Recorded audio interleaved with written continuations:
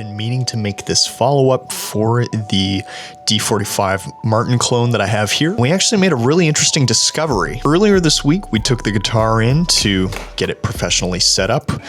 We only did a basic job. We were trying to get the nuts sorted, the saddle sorted, the action sorted, so on and so forth.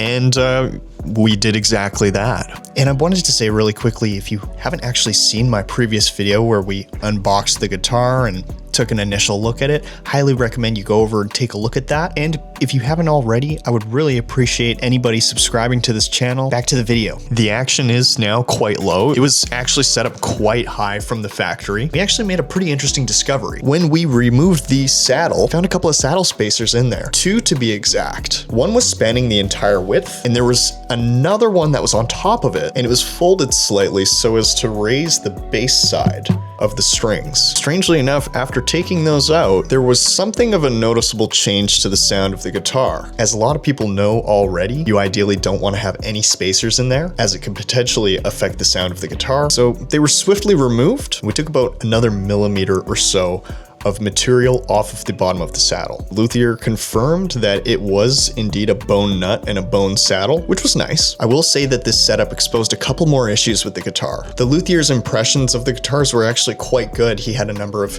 Taylors, Martins, Stratocasters, Telecasters in his shop at the time. I let him know that this was a clone, it wasn't a legitimate Martin, and there were absolutely no complaints on his behalf. He said the lighter colored top wasn't for him, but it played just as good as any of the other acoustic guitars that he had come his way. But getting this professional setup done actually did expose a couple more issues, mainly a couple of high frets here and there. Just want to give you guys a quick sound test to let you know what this thing sounds like at this point and highlight some of those high fretted areas.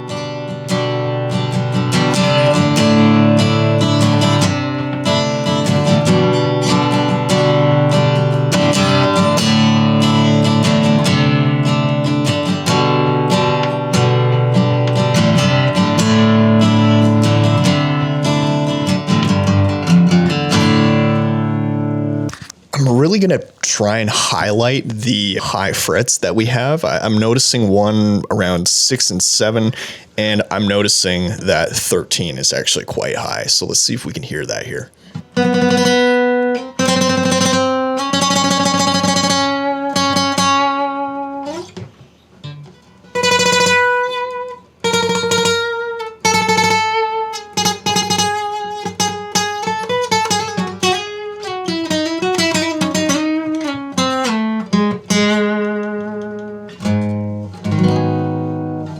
So hopefully that gives you a better idea of where we stand right now. I did not pay the Luthier to do any sort of fret leveling or anything like that. I just wanted to get set up. And after that experience, I said to myself, hey, you know, I'm probably smart enough to do this myself. And in fact, this is why I'm venturing into these guitar sort of experiments right now.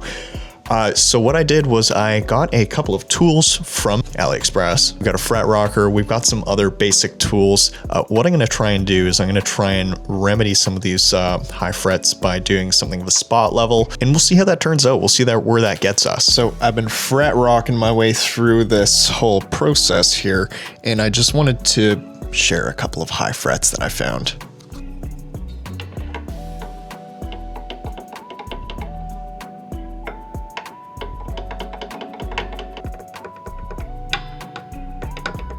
Report back after getting my hands dirty here. It might span me a couple of days to get this thing done. Stay tuned. All right, so I've gotten a bunch more work into this guitar over the last couple of days, really mostly just focusing on getting some of those high frets a little bit flattened down. And I can't say that I'm anywhere close to being a professional luthier or anything like that, but I believe I have made improvements to the playing here. So just wanted to include a couple of sound clips for you, so maybe we can see what that sounds like.